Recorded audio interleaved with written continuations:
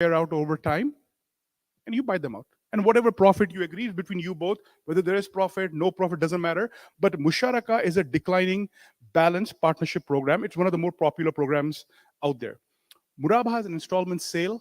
Uh, you like a product, a car, for example, we will buy the car for you in cash, $10,000. How long is it going to take you to buy the car from us? 3 years. We'll sell you the car for $12,000. 2,000 is our profit, but you can pay us over 5 years. So our profit is $2,000. I mean, we're upfront about it. Islamic contracts have to be very transparent. Both parties have to know how much profit we're making, what is your obligations, what are our obligations. The thing about Islamic contracts is there cannot be any gharar, meaning any uncertainty, cannot be any gambling element. It has to be a very transparent, very clear-cut contract, both parties knowing how the contract works and what are the duties and obligations of each partner. Murabha has become so popular now, they don't call it Murabha, but there are a Silicon Valley company called Affirm. They're doing the same exact thing. It's a Silicon Valley company. Their pitch is this: why are you going to a credit card company paying variable interest? We will buy the product for you. So when you go buy a product with businesses that offer Affirm, you pick Affirm. Affirm will immediately send the money to the vendor. You buy the product and you pay Affirm back with a profit added on. Simple. That's just Apple is doing it. Apple has so much cash. They're saying, don't go to a credit card company and don't buy a phone on a credit card. We will finance it for you. If you pay cash, the phone is $1,000. If you finance with Apple, 0% financing, we'll charge you $1,200, but you can pay it over time, 2 years, 3 years. So companies that have a lot of cash can do that. They can float their own Murabaha contracts, if you will. So Murabaha is another way of doing it without avoiding interest. Ijara is a lease to own, very simple. The car lease that's available out there. You drive a car, you make a lease payment. At the end of the lease payment, you give the car back, or you can buy it out in cash. So lease to own, we know about that. And Mudaraba is the last one. This is mostly used for venture financing, business financing. Business financing is very different in the sense that we come together to finance a business with you, and there are profit and loss sharing depending on what our responsibilities are, et cetera, et cetera. So Mudaraba financing is most for business. We don't offer Mudaraba currently, but that's I was in Dubai last year, and many of the companies over there use Mudaraba financing to do business financing for businesses, basically. So how does the Musharaka partnership work? Very simple. In our case, to buy a home, UIF and you, brother, what is your name? Zishan. So let's say brother Zishan comes to UIF and he wants to buy a home. The house is $100,000. I realize there's no homes in Dallas for $100,000, but let's just go along with me on this. So Zishan comes to me and says, I want to buy a home for $100,000. So Zishan, how much money do you have? I have $10,000. Okay, great. So Zishan, why don't we do this? We look for a few things. Zishan has to qualify. We get 1,000 applications. We cannot approve everybody because we have to protect our customers' capital as well. We have to be managing risk as well because we are trying to see, is Zishan going to be a suitable partner for UIF as well? So we asked Zishan 3 questions. Tell us about your income. We want to understand, can you make those payments to us? Tell us credit. We run a credit report. Make sure Zishan, he looks very, mashallah, noble and very honest guy. But if we pull his credit report, Zishan, he pretty much has not paid anybody back he has met in his life. That's a problem. And so we look and say, okay, at least you have to have a minimum level of credit. Okay, Zishan, I'm sure you have 780 credit. I can tell looking. I become so good in this business. I can look at people's faces and say what credit score they have now for 20 years. You have very good credit, brother. Don't worry about it. So credit has to be good, 620 or more. And finally, we say, you know what, Zishan, we need you to put some money, maybe 3% down, maybe 5% down. That depends on Zishan's income, credit, other things come into play. So Zishan says, okay, you know, that's no problem. I have 10% down. I can put $10,000 down. So now what we do is UIF says, fine, Zishan, go find a home. We give you a letter. It's called the pre-qualification letter. That's where Ahmed will help you. Ahmed will look at your situation, give you a pre-qualification, a pre-approval letter. You go look for a home. Once you find a home, come back, and then we'll work on the financing part of it. But let's say we're working with Zishan. Zishan and UIF decide to partner up, and we're looking to buy a home for $100,000. So Zishan finds a home. He comes back to us. He puts $10,000. UIF takes our money, $90,000. We buy the home from the seller. So John Smith sells the home to us for $100,000. Zishan initially owns $10,000 worth of home.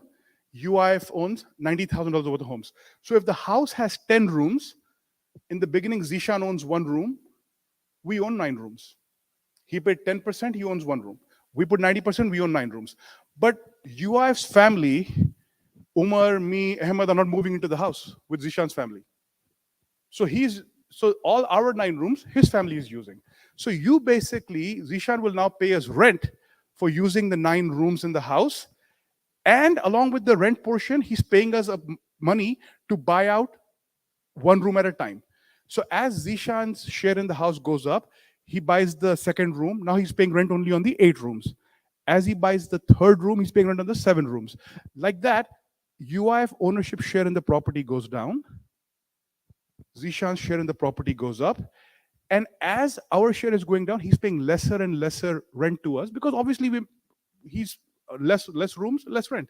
So he will buy us out. So we start jointly as partners, but Zishan is buying us out over time, and he's paying us rent to use our share of the property. The rent we charge is similar, competitive to the interest the bank is going to charge.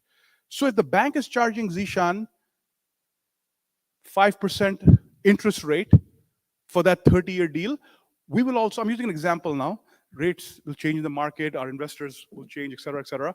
But our profit rate also will be about 5%. So Zishan will not pay more working with us as opposed to working with the bank. A lot of people come to us sometimes and say, well, brother, my payment is the same with you or with the bank, so how is it halal?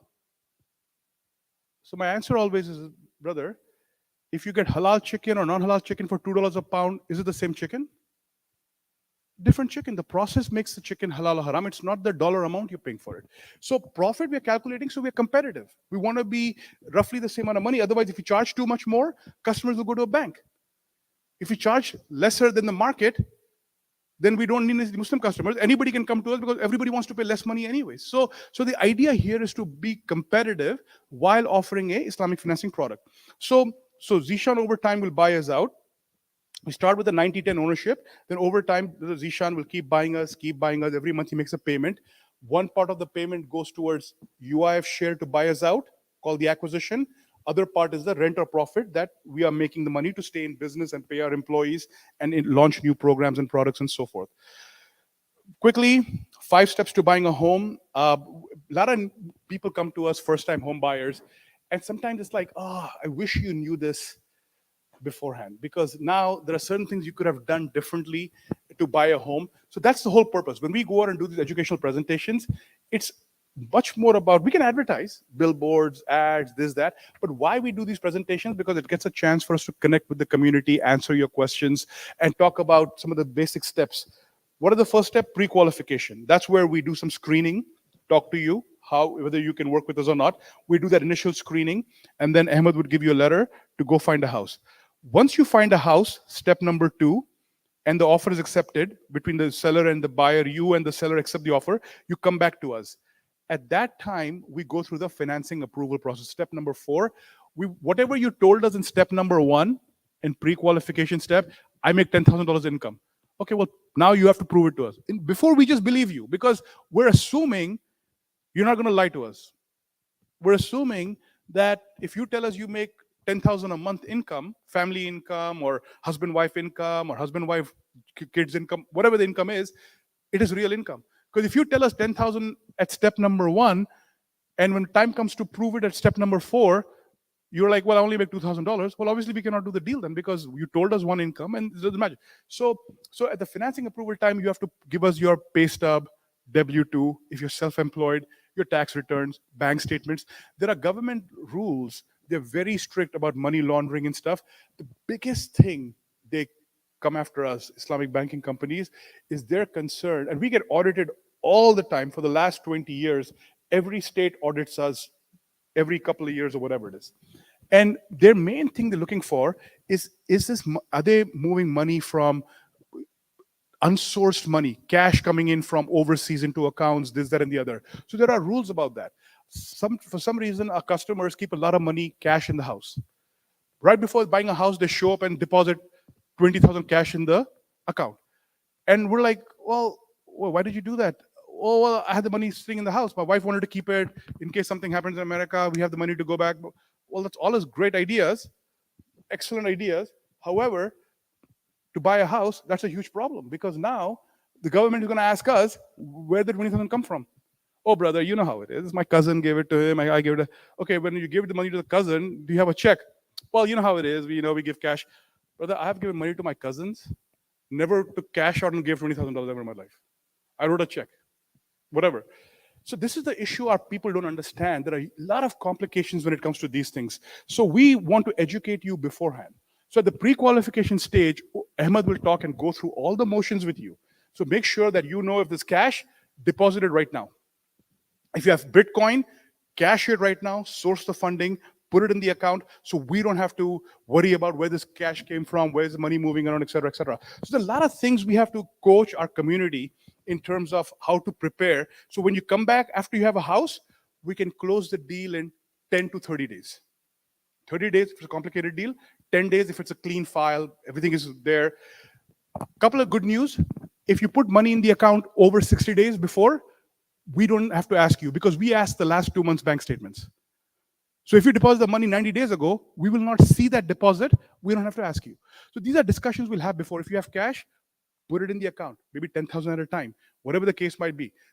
But if you tell us what it is, we can help you, guide you, coach you. We're on your side. We're on your team. We're trying to help you buy a house. But just like an attorney tells a criminal, please tell me everything. I don't want to be surprised.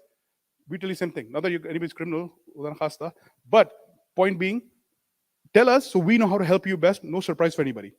Once everything is done, the closing happens, you bring your money to the closing table, UIF we send our wire to the title company, and the closing happens, and then you have the keys to the house. So once you find a house, start to finish, most likely we can get the closing done within 30 days. If it's a complicated file, it might go over. Clean file, maybe even 20 days, 15 days. Last month, we closed the file in 11 days. The point being, we're very good, we're experienced, inshallah, and we can help you with that. I already talked about this, how to kind of work with UIF. We look for income, look for credit, we look for down payment. There are many programs. Some programs, you can get some grants. We know those grants that are available out there. So if you qualify, we can get you grant, $1,500, this, that, maybe not a lot of money. In some states like Minnesota, we have grants with the state. We can get our people $10,000, $15,000 towards down payment and stuff. So every state is different. Some have, some don't, etc. But we know, and we want to help you do the best job we can to help you buy the house. But look for income, credit, down payment. Again, Ahmed's card is very, very important today. A second important card is Omar's. Completely useless card is mine, but you're welcome to take my card as well because if you want to reach me, but I don't work with individual customers, but these two fine gentlemen here, inshallah, can help you answer any questions that maybe I didn't answer today for you.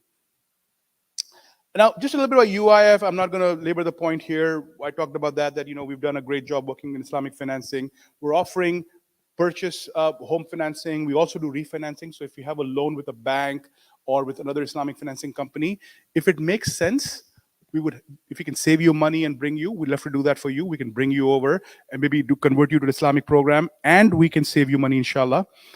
There is no cash out in Texas, so I just got a call this morning from a Texas customer, has a paid off house.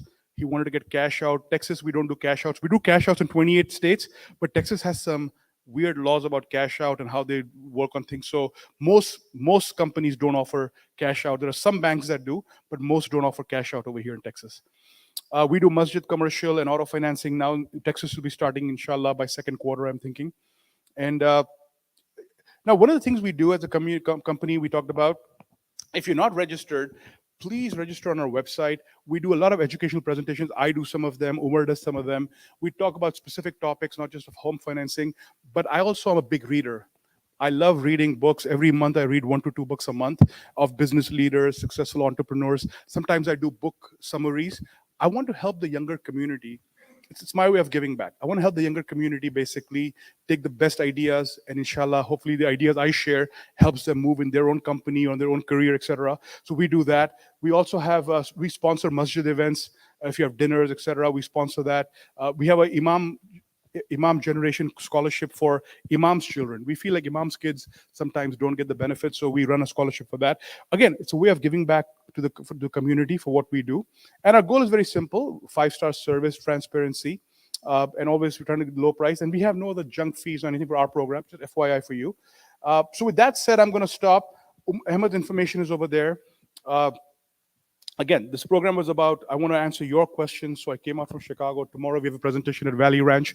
If some of your friends or family missed today's presentation, I will be doing the same exact thing with a little bit more sense of humor tomorrow at Valley Ranch Islamic Center. So if you want to be entertained and learn, come back tomorrow, inshallah, at Valley Ranch, and I'll be happy to answer your questions.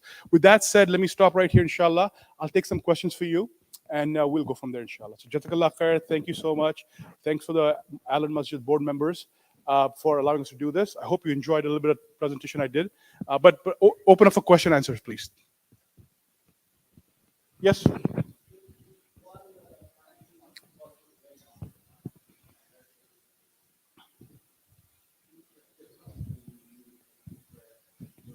Yeah. Okay. Yeah. That's great.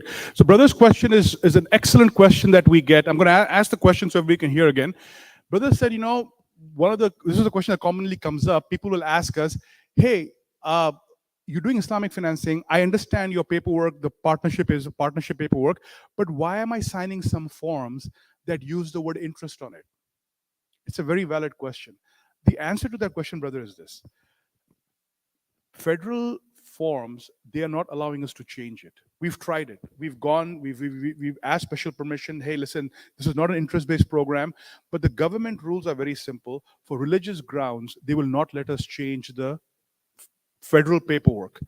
So there are some forms that are federal that have to use the word, because it's not just you and us. There are third parties involved, title companies and attorneys and this and that. They don't want us to change terms like that. So even though we tried, some of these forms, the words cannot be changed. Just like if you apply for a credit card, it'll say if you don't uh, make a payment, there'll be interest. But if you pay the credit card in full, there is no. But you're signing a paperwork that uses the word interest. You file a tax return. All Americans file the same 1040. You cannot say, well, this one of these forms has the word interest. You cannot do that. So similarly, we've tried and tried and tried, but the ruling on our products, Islamic financing, is very simple. You can structure the program in a partnership or a murabaha or a musharaka, whatever, but the federal, the RESPA forms, the HUD, the closing statement, some of the disclosures, we cannot change it. So we tell our customers upfront, and the scholars have reviewed those paperwork and approved the program based on that it's okay to sign these forms, because your intention is to do the right thing. You're signing the right partnership paperwork, but some of these forms cannot be changed. Unfortunately, it is what it is. Nothing we can do about it. Hopefully that answers your question. Okay. Yes, brother.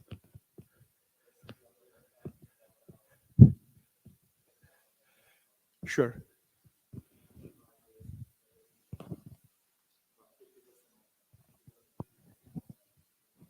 Sure.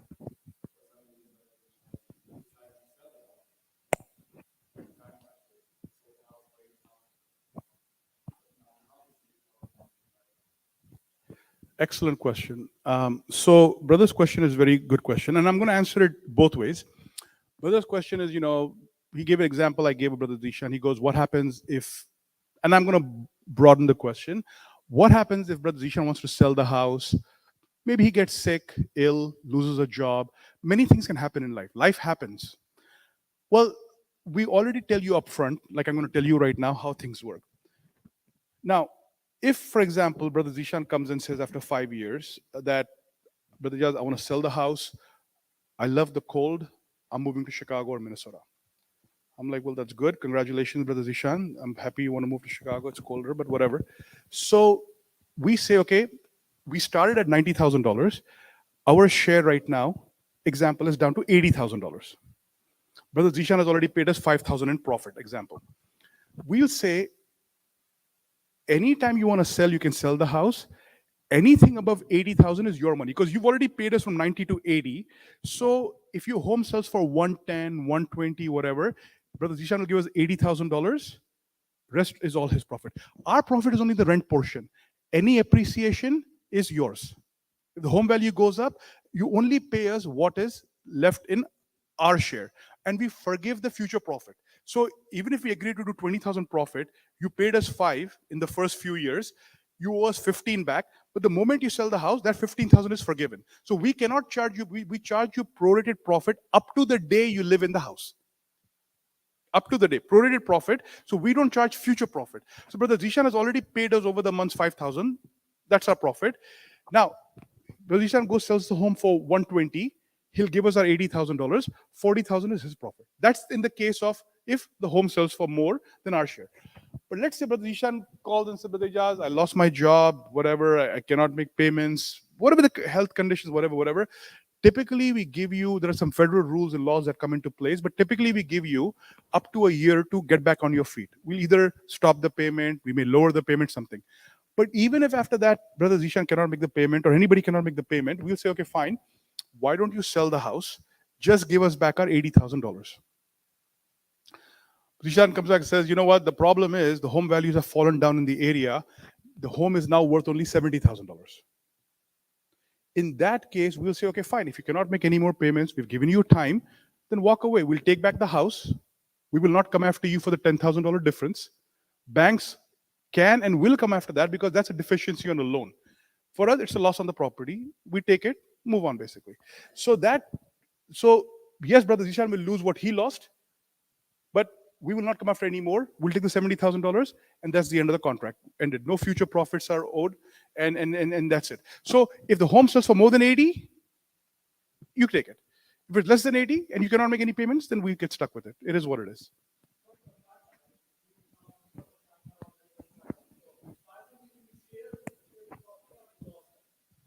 And that's true. That's a good argument I get all the time. But if you're a partner, aren't you sharing in losses?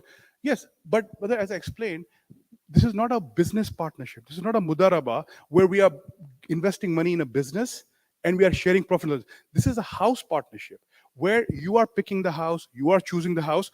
We are also not sharing in the appreciation of the house. If the home value goes from 100 to 500, we're not saying we'll take part of the $400,000. No, that's yours. Our profit is the rent portion we're charging. So these terms and conditions we're telling you upfront. Either you and you can do that if that's the model you want to create. I did that back when my Wall Street days. I had come up with a product, exactly what you said. We will share profits, we will share losses. Every customer would tell me, brother, come on, banks don't share profits with us. Why are you taking away our profit, brother? That's not fair, brother. Come on. Are you, okay, but what if the home value goes down? Oh, when does home value go down, brother? You only have property. See, brother, at the end of the day, this business has to scale. We are competing with the banks out there. At the end of the day, if just you both are doing a deal, you can do the deal any way you want it. You can both say, we'll share profits, we'll share losses. But when we are doing this business in a Western economic system where we're trying to compete, so our goal is that how can we benefit maximum? You can create a product. You can absolutely create a partnership product where you share profits, where you share losses. But in our case here, we are saying our profit is the rent portion, your profit is the appreciation.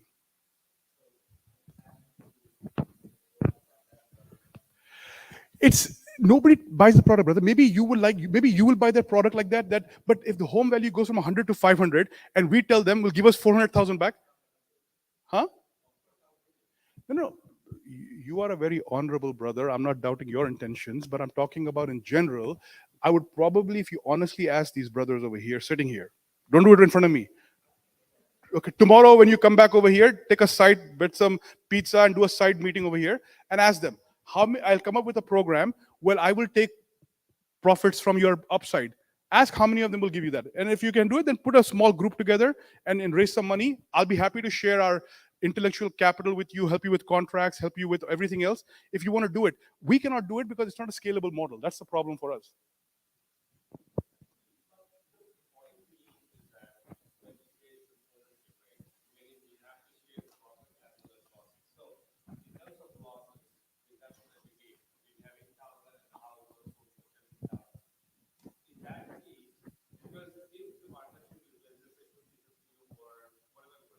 It started at 90-10. So at that level, it might be 50-50, whatever. Okay.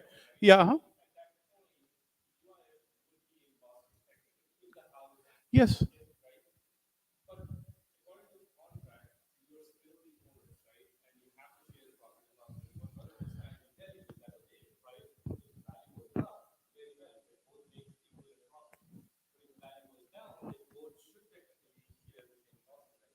Yeah.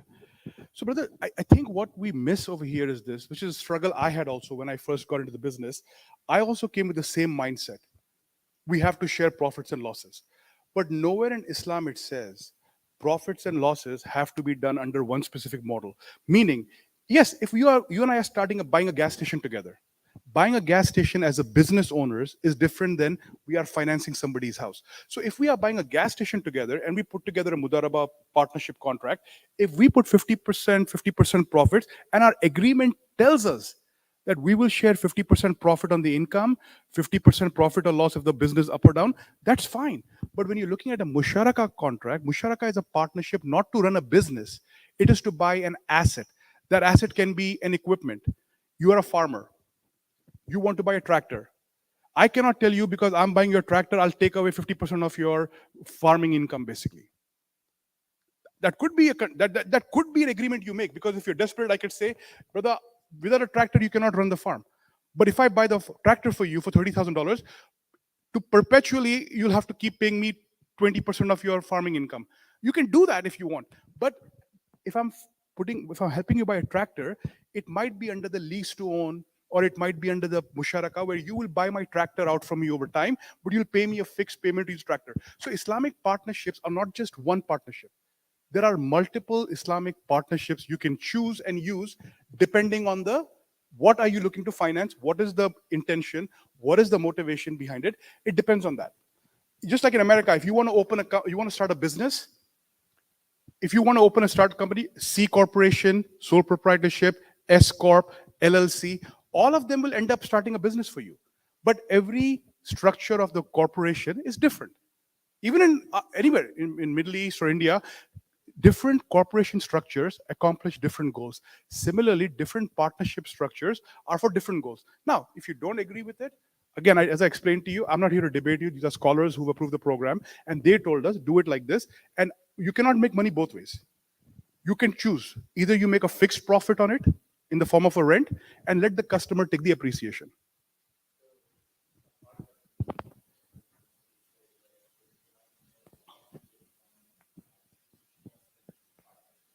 Or whatever. Yeah, I give a number. Happy.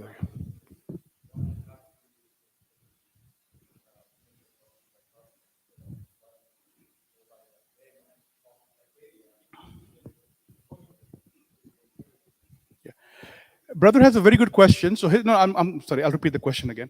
Brother is saying, you gave an example that you would use 5% or 6% profit rate. Why are you using a percentage rate?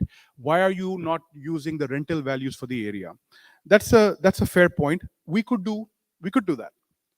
Problem is when people who are coming to buy a home from us, they're not calling Hudson Apartments and asking what the rent over there is. They are calling the next bank and saying, what is Bank of America charging? What is them? So we have to be competitive because rental values will always be different than what the mortgage payments are going. It's never the same. So we could schedule it that way. But brother, one thing I want to point out to you is some people have an issue when we say our profit is quoted in percentage. Well, brother, percentage, banks are saying 5% interest rate, you're saying 5% profit. Isn't the same thing? I'm like, no, brother, paperwork and process is different. Quoting something in percentage doesn't make it haram or halal. I have a apartment in Chicago, I bought for $100,000 and I'm renting it out. $1,000 month rent. I can tell you I make 1,000 a month. I can tell you I make 12,000 a year, or I can tell you I make 12% return on the apartment. Just because suddenly I said percentage, oh, now it's haram, brother. Why did you say 12%? Now it's haram for you. It's not like that. Because quoting something in percentage doesn't make it haram or halal.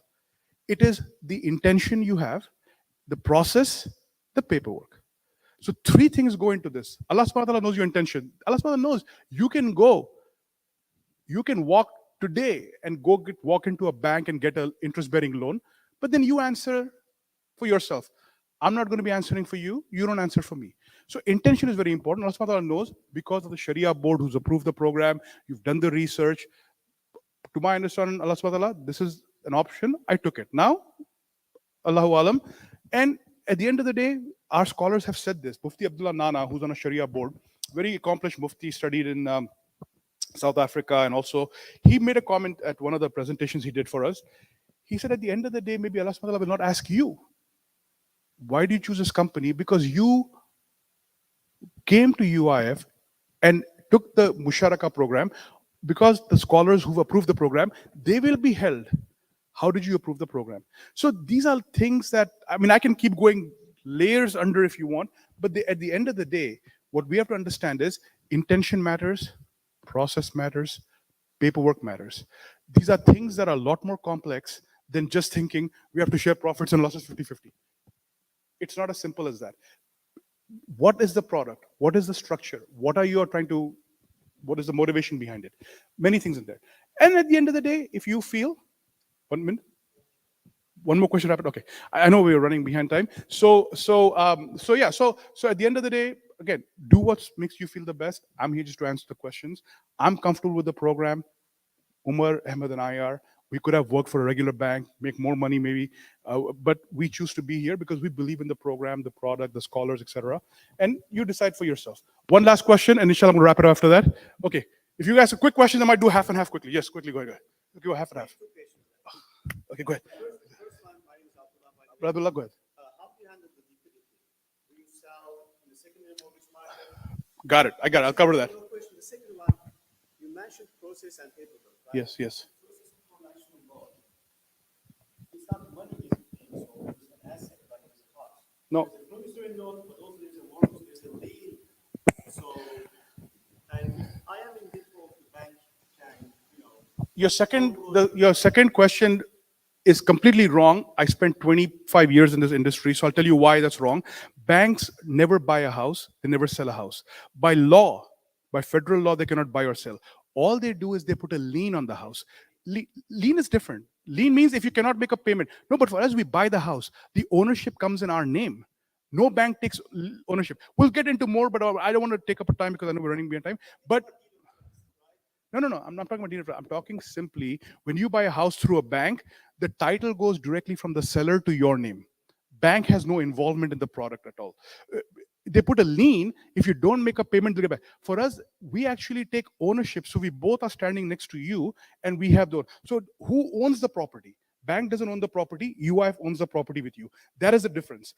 We can. I don't want to take up too much time, but I can go much deeper in that. Liquidity is a very good question. I want to answer very quickly.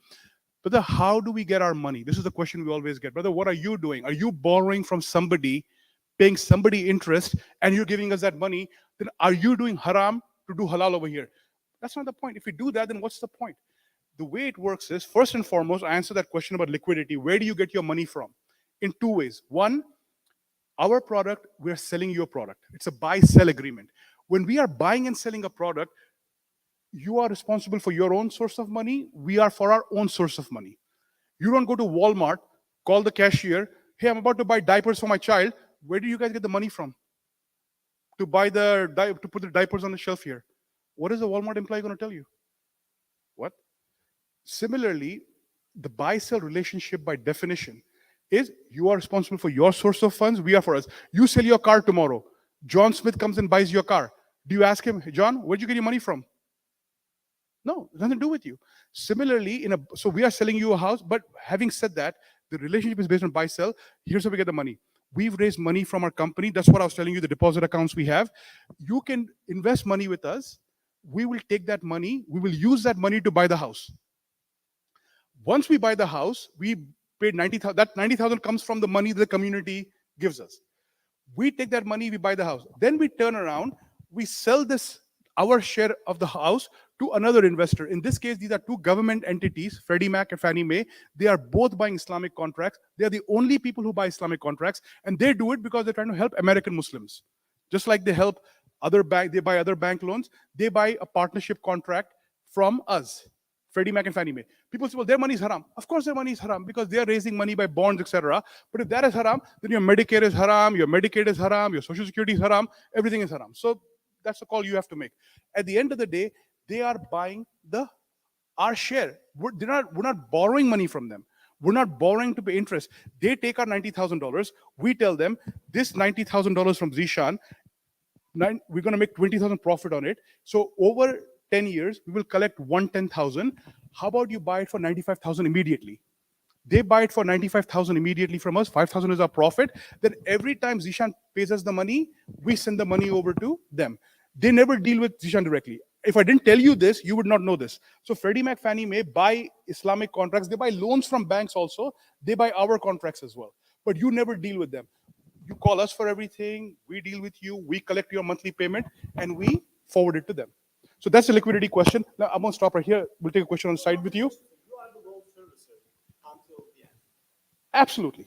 Yes, we are. We do servicing also. What if UIF bankrupt, goes bankrupt?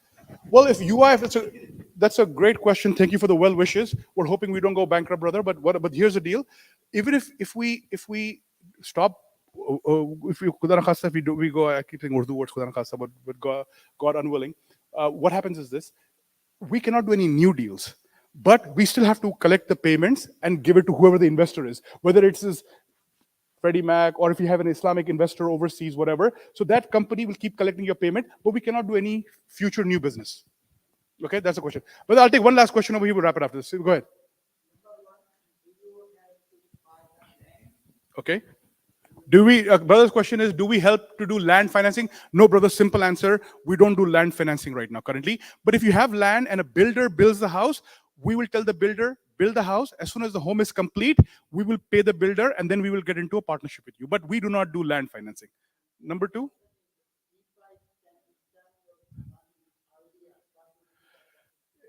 if you again, as I said, brother asking if I pay early, do I have to pay the full profit? No, it's prorated profit. So you only pay profit until the time you're in the house. So if you pay off in 5 years, you only pay 5 years profit at the 5% profit rate or whatever the rate is. So you don't have to pay future profit. With that said, brother, Jazakallah khair. Thank you so much. Umar Ahmed are here for questions. Oh, one comment, brother. Go ahead. Yes.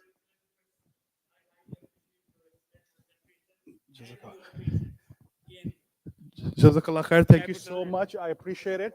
I always appreciate positive feedback. Jazakallah khair. Thank you so much. Appreciate everybody. Thank you so much.